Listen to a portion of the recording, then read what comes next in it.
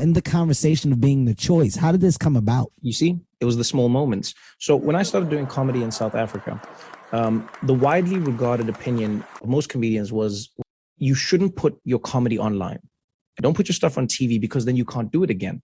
I was one of the first comedians who went the opposite way. I said, no, I'm going to put all my stuff out there because I can never do as many shows as people can see things on TV or online. Yeah, I might lose that joke and the surprise, but I get access to a whole new audience.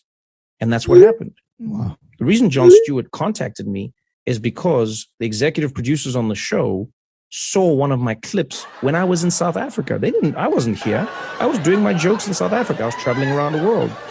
And then they saw me, they showed it to Jon. And the story goes, he looked at the clip and he was like, yo, he's like, that kid could do what I do. And he's like, you guys should bring him to the show. And then he called me. And I remember at the time I was in London, I was in Harrods, and I was looking at I was looking at an underwater scooter. I remember this. It was an underwater moped. And I remember just watching this and I was like, man, white people are amazing. Just like, this is when you've truly succeeded in life, is when you can just start inventing shit. What if we ride bikes underwater? I was like, man, you've made it. And so I was like, we out here talking about equality and bullshit. White people are already on underwater scooters. And so I'm looking at that. Yeah. And my phone rings, a random American number. Voice goes, hey, Trevor, it's Jon Stewart. I'm the host of The Daily Show. I'm like, this can't be the Jon Stewart, can't be the. I'm like, whatever. And the man says to me, he goes like, hey, I love your comedy. I'd love for you to come to my show. Let's try do something together. I was like, I don't know. He's like, no, what do you mean you don't know? And I was like, well, I've got a tour that I just sold out. And you know better than anyone, Kev, how hard it is to sell a ticket. Absolutely. You remember what it was like when you were driving from Philly to New York. Absolutely. You remember what it was like when we were just trying to get on stage. People were buying the drinks. They weren't even buying your tickets. They were buying the drinks and the jokes came for free.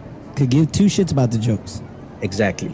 And so now here I was. I had just sold out my first tour in the UK. And I was like, Jon, this is amazing, but I can't let these people down. And I turned him down. And he's like, I don't think anyone has ever turned me down before. And I said, I'm not even trying to be offensive. This is my dream.